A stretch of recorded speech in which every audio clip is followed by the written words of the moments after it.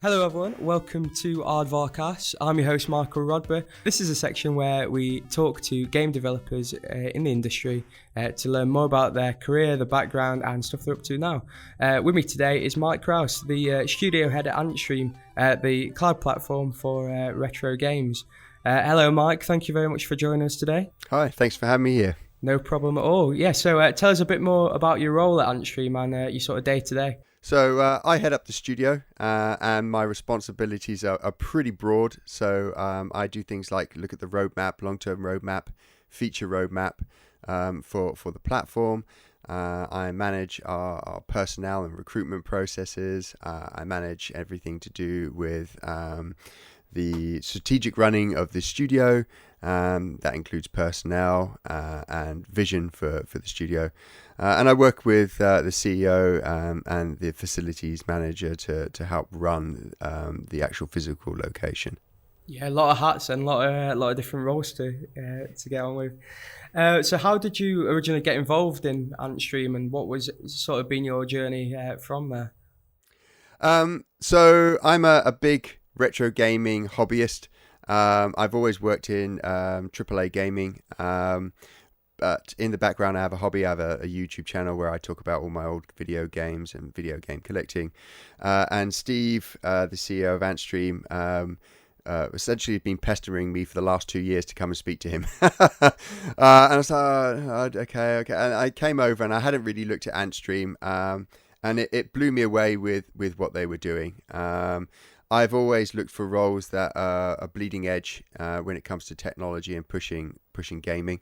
And here was something that spoke to my hobby and my passion, but at the same time, my career aspirations as well.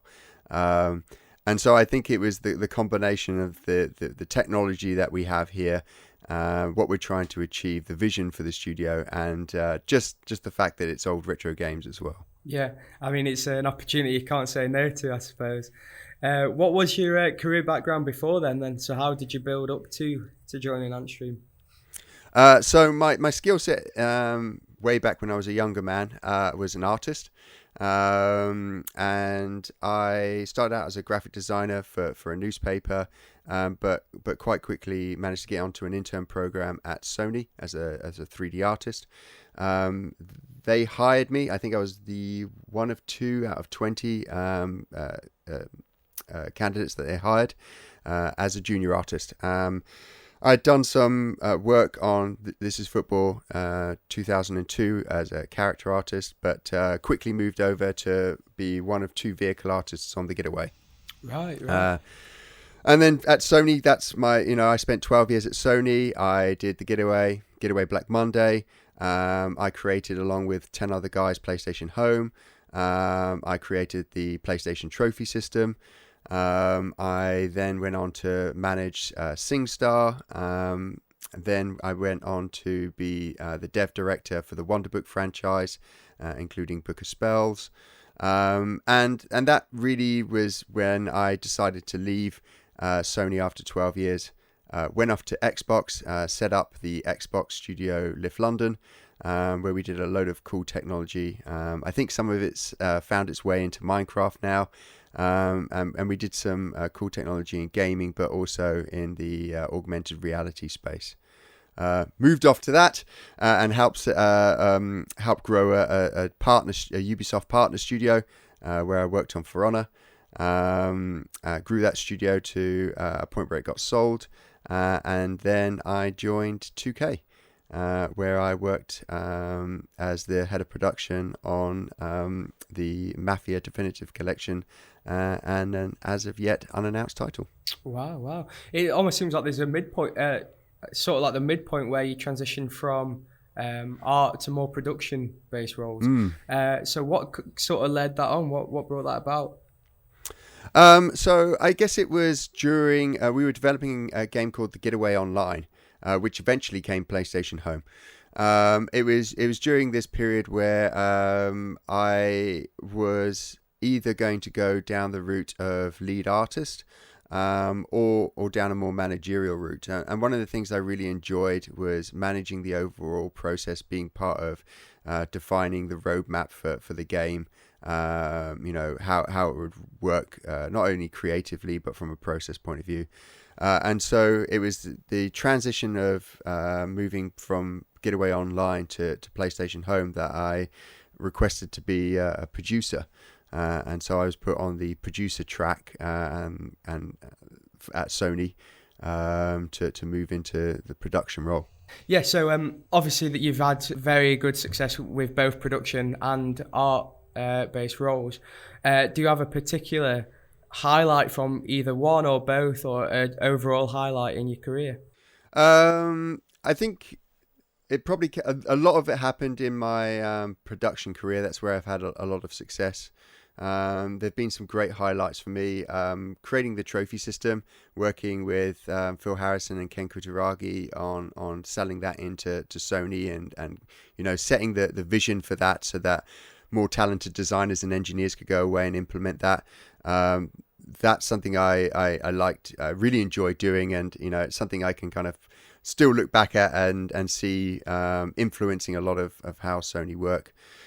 Setting up and being the studio director for Microsoft's first London studio was a great experience, one that I really enjoyed.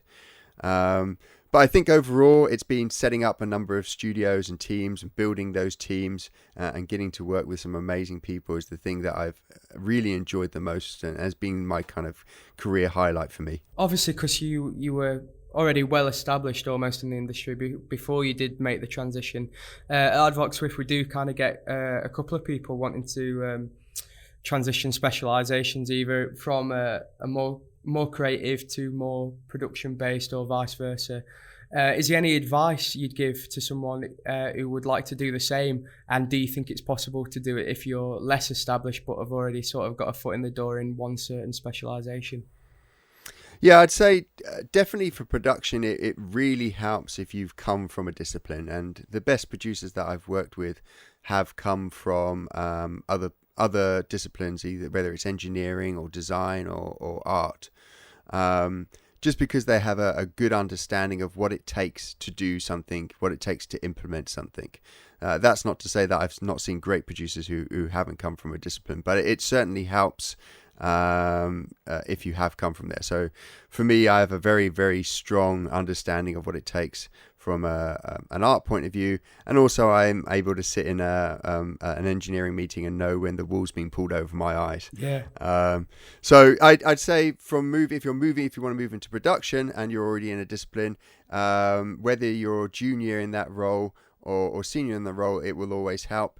I would also say that if you're a junior artist, it's good to get yourself further up the ranks, understand the game's development, hone that craft, and then move into production. There's a huge amount you can learn, and sometimes when we're younger, we just want to get to the top as fast as we can. Production is all about creative problem solving, and the more experience you can have underneath the belt, the better you will be at solving these problems. Yeah. I think that's very valuable advice, and I think it is important to get that foothold first, and you almost earn yourself some more leverage because you've got your specialisation to offer, as well as your industry knowledge that you've developed over time, and I think that is critical. But speaking of industry knowledge and experience, you've had a lot of it, and now you're at Antstream, obviously a very almost personal project to yourself as well. How does that kind of differ in terms of your previous projects and studios that you've been at in terms of challenges, benefits? I think the biggest thing is the sheer amount of ownership and responsibility I have now. I've been in very senior studio roles for the last 10 years, 12 years, but they've all been with big corporate companies that have a lot of structure and support in place. And actually, for me, coming to Antstream at this point has been brilliant because I'm able to take everything that I've learnt, all the training that's been invested in me over time, and bring that to bear on a smaller company that's got some big ambitions and huge potential. So I'm able to be involved in helping to set up process within HR, setting up process within development, within production, within our art teams, within our biz dev teams. And so for me, it really has been a huge jump in ownership, which I really, really enjoy. But also, the skills I have is almost a reinforcement of how valuable they are when you come to a company that's starting up. And I think sometimes, especially more senior individuals like myself, can lose sight of that. And it was great to have that reinforced by coming to Antstream. Yeah, I bet. And I think that is something different you get at different levels of sort of studio sizes. But going way back to the beginning of your career, obviously, like I said, you have an extensive background. You know, you've done both Sony and Microsoft, which is something to be said.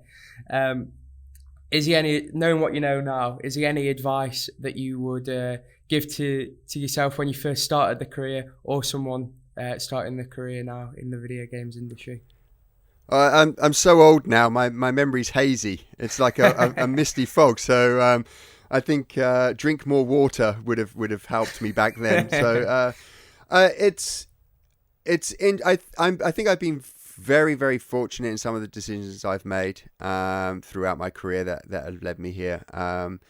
So I would say that, you know, taking risks in your career are sometimes worth it. They have been for me. I've left things. Leaving Sony was a huge decision for me. Amazing company, amazing products they make, and then to go to the competition, it was a tough decision. So I would say, if I was to go back now, I would say don't worry about making what I would perceive back then as risky decisions with career choices, because they ultimately have propelled me forward in my career. Started out as a junior artist, and I'm now currently heading up a studio.